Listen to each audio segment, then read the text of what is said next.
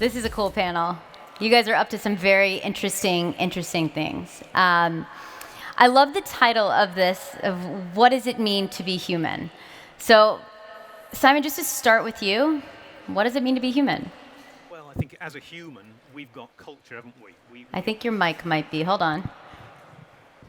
Is it working? Are we there? Testing. Okay, now, Simon, what does it mean to be human? Thank you, Laurie. Well, as a human, we've got culture, we appreciate art. Nope. It's on again.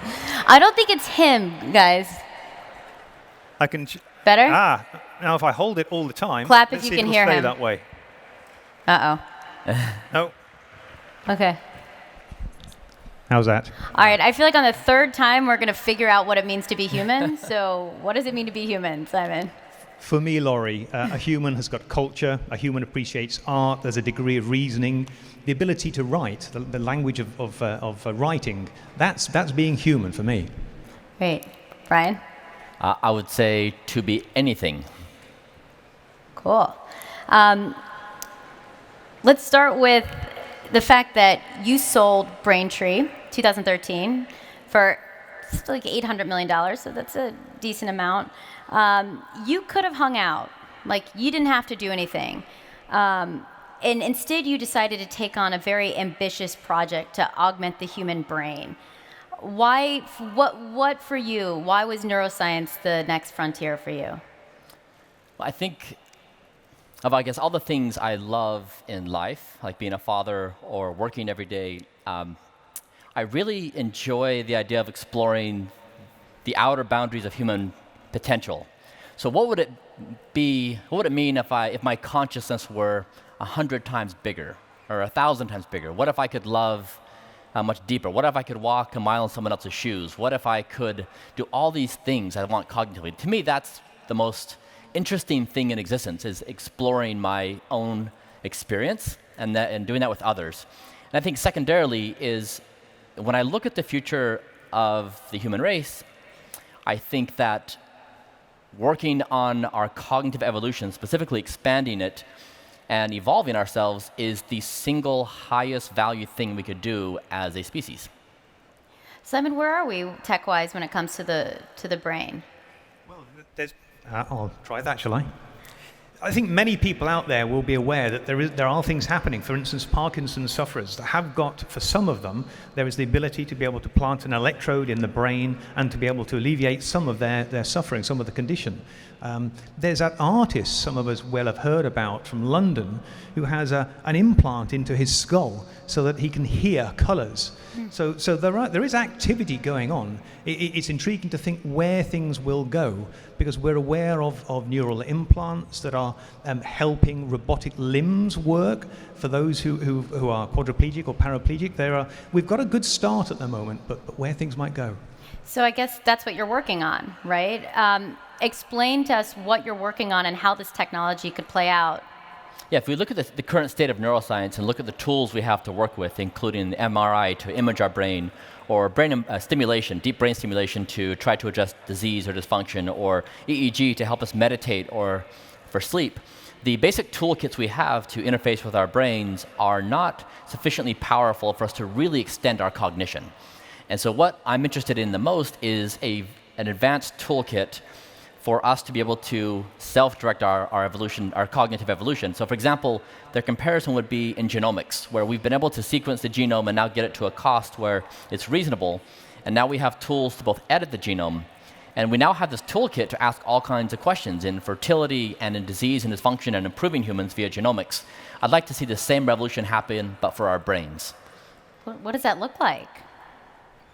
I think the most exciting thing I can say, like, we of course can map out the familiar. We can go through our life experiences and say, well, if I could have an interface, I could learn faster, or I could have a better memory, or I could communicate more efficiently brain to brain. But the thing I'm most excited about is that our imagination is limited to the familiar. We can't see beyond it. And therefore, I think 99.99% of all the most exciting things about our cognitive evolution, we don't know about.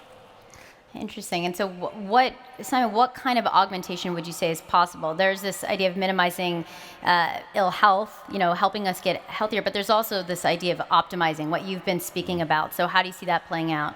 Well, of course, we can be talking about optimization for us here on Earth. And if you don't mind me taking us a little bit away from Earth into space, Laurie. So human spaceflight's my field, and when you're looking at what happens to the body in space, we decondition. The muscles, the bones decondition, immunosuppression occurs, there's the challenge of radiation. So there's a lot of challenges there that need to be dealt with. So if we can optimize the human body to be able to deal with that.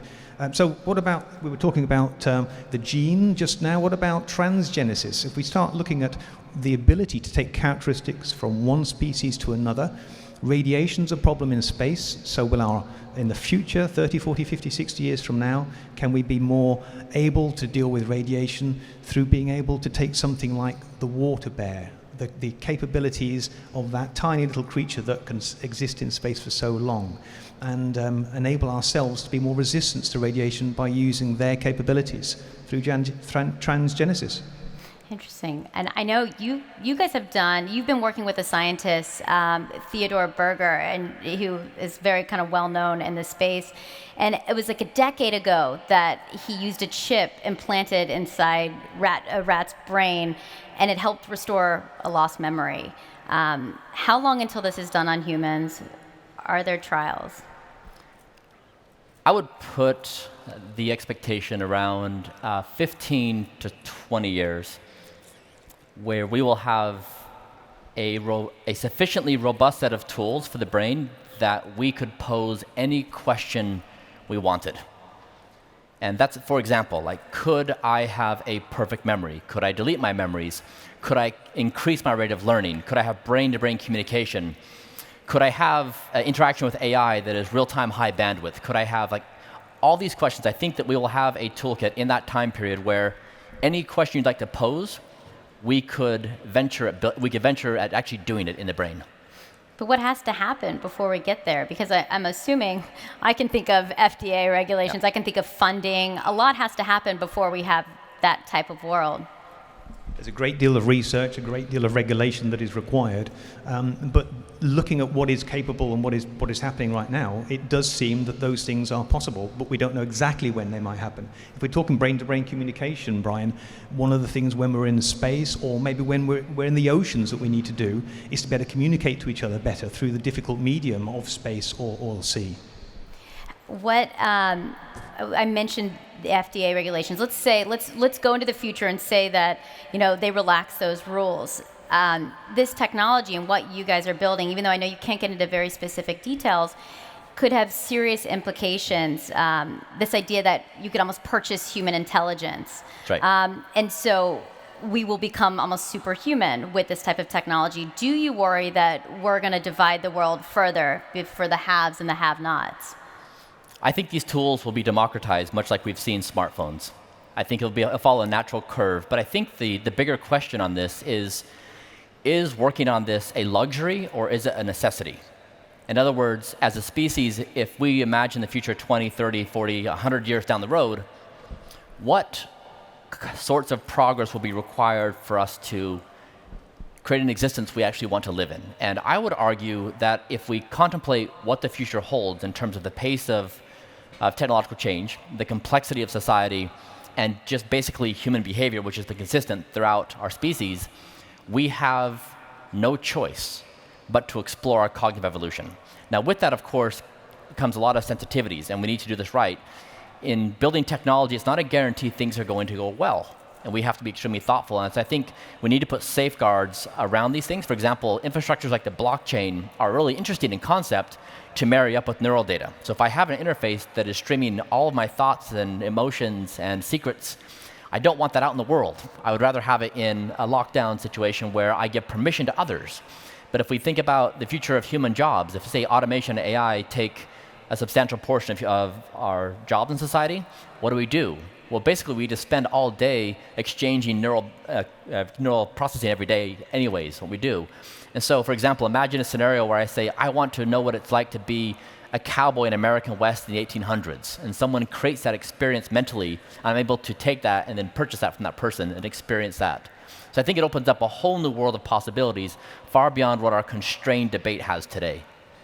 I'd be interested to hear your thoughts on that Well, question. what we're talking about here, Laurie, is we're talking about directed evolution, aren't we? We've got the evolution that's happened to us all over the millennium, and now we're talking about being able to control and direct things. And that direction takes us towards a form of human being that's the reason why we're sat here talking, isn't it? What will the nature of that human being be? And can we say that that is a human being in the future? If we've augmented ourselves to the degree where we are super effective and optimized for space travel, if we decide to move into the oceans, we've got climate change coming, haven't we? And we're able to amend and modify ourselves so that we're optimized for the ocean. Is that a human being? That's one of the questions we should probably touch on. Is that? I'd like to say it is. For me, if I could use an analogy, if we think about a car, the Ford Model T car so many years ago, that car was a car. Look at the Ford as it is now, say the Fusion. Hugely different, massively different. It's still a car, it's a Ford car. And I see the same for the human beings. Whatever modifications we do, and they will be profound in later years, they will be profound, it'll still be a human, albeit human 2.0. So I guess I don't understand this debate. I don't understand what we are so scared of losing in ourselves. I don't know about you guys, but I spend my life trying to improve myself and trying to fix the things that I'm not good at. And so I don't know why we don't have the opposite ambition is why can't we be more? And so what are we so scared about losing? What is it? What's at risk? Can you guys explain, we've kind of touched on it, but explain what humans will look like. Like when we talk about being superhuman, when we talk about your technology, when we talk about everything you've learned from looking at people and how they interact on extreme environments like space, taking all of that data and looking to the future, what does the human being look like, even before we get into the debate on whether or not this is human? I think the human being is going to try to look as much like we look now. And the more capable the technology becomes, the more we'll be able to retain an outward look that is like this. But it's a question of what will this outwardly looking human be able to do in the future? I would say we have no idea. So at the beginning of the printing press, we asked Gutenberg, what kind of books will be written? The internet, what will it be used for? Electricity, what will it power? We have no idea how technology progresses, and every time we try to predict it, we're wrong. So I think if we build these tools that truly expand this cognitive capacity, where we can explore this territory, I don't think any one of us could actually predict what's going to happen. When you look at the work you've done on extreme environments, you do a lot on how humans interact with space. What do you think is the most untapped potential for Earth, for human beings to live? What intrigues me is, yes, the space, we hear it being called the final frontier, but we've got this huge frontier on Earth, and that is the deep oceans. And those oceans may get bigger with climate change. Are we going to see certainly an aspect of society moving into the oceans in the future? And if they do so, what will they do to optimize themselves to be in the ocean, to be able to work and live in the ocean? I mean, we could look at less extreme examples, such as simply breath holding. Can we somehow work out how the dolphins and seals hold their breath for so long and enable ourselves to do that? Are we going to look at, currently there are external gill technology, not overly effective, but it's the start. Are we going to try and internalize those things and end up with large thoracic cavities because we've got internal gill sets? There's a few things that would be fascinating when thinking about, I don't know, Homo oceanensis. You think we'll live in the ocean? That's the next frontier. It's interesting to think about that, isn't it? What do you think? Well, I think if we contemplate the future and I guess if we take everyone in this room and we say, what are you working on or why are you working on it? Whatever you're working on is a product of your brain, of your cognitive toolkits. It's your intelligence, your imagination, your creativity. It's your cognitive toolkit. And so we seem to be working on everything outside in the world, but we're not really working on what's inside our world. And it seems to me that this is the single biggest blind spot we have as a species. I don't know why it would not be the singular focus of the human race, because everything we do, everything we are, everything we build, stems from our brain. So whether we're working on the ocean or the environment or a new software application or even AI, it is a product of our cognition. And so that's why I started Kernel. I think that Kernel is, and working on our cognitive capacities and self-directing our evolution is the single highest leverage input into how we actually will evolve in the future. When we look at humans and evolving, what do you guys think could be the greatest threat to humanity going forward? Well, we hear about AI being considered a threat, and maybe it would be. I'm an optimist. I think we're going to develop things that are, develop controls, and it may not be the threat that it could be. I do think that we're not doing too well at looking after our planet, and what happens to our planet could well be a threat. We do need to be able to leave it to some degree and help it heal by doing that. What do you think? Humans. Humans are the biggest risk we face as a species. So we say there are things we can't control, solar flares and EMP and asteroids. That's kind of out of our control. Things in our control, us. And throughout history, humans have been the biggest threat to themselves. And so 2017 has kind of been the year where we've all kind of hyperventilated about AI, about how it's going to come take us over. Meanwhile, I personally think that humans are the biggest risk that we face, and that we would yield higher value in increasing our likelihood of a great future by working on humans. Because again, what we build in AI, like for example, if we were cognitively enhanced, if we were self-directed, how would we develop AI? Would it be different? We don't know, and that's the point. And I think that somehow in this equation we've missed the point that it's humans who are at the root of all this. Do you think Silicon Valley is doing enough to solve the world's greatest problems? It's a start, what's happening over there. I mean, it seems to be that we've got a bit of a hockey stick curve coming, and that technology progression, it can be something that will enable us to achieve the sorts of things we want to achieve positively.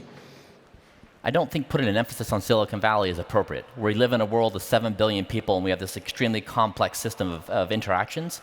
I think it's a global problem that we have to think about. It's not a single community of people working on specific things. Why is this particular mission personal to you? It's very personal to me. So my father was addicted to drugs for the first 25 years of my life. My stepfather has early symptoms of Alzheimer's. I had chronic depression for 10 years, from 24 to 34, where the only thing I wanted in existence was to die. It's just all I wanted, and I wouldn't wish it on anybody. And so I know what happens when the brain fails, inside and also with other people. I also know from my personal experience in life that falling in love is one of the most beautiful things in existence. And helping someone in need is wonderful, and receiving help. That the satisfaction I derive from life is my interaction with other people, my ability to learn and grow as a human. I want more of what intuitively makes me happy, and all of us happy. And you think you can solve that? I do. I think we can build the tools that give us the opportunity to do great things. Not a guarantee, because once we build these tools, whenever we build tools and create a revolution in society, which we're going to do, we push away the old and we open something up for the new. And when that new opens up, and we've seen revolutions happen throughout history, sometimes the revolutionaries do a great job of instituting new systems that are better than the old. Sometimes they mess it up. And so it's going to be, in this room, our opportunity in the next 10 to 20 years, when this thing opens up, we will have the opportunity to mold how we evolve as a species. I'll give you the last word. Why is this personal to you? I think quite simply, inspiration and excitement. I wanted to work in the field of human spaceflight because it was exciting. Blue Abyss exists to enable people to prepare to be able to go into extreme environments in space and in the sea. And if we can prepare for a future that's exciting and inspiring, that's something that's good for all of us, and it's certainly why I'm in the business. Great. You guys, thank you so much. Thanks, Larry. Appreciate it. Thank you.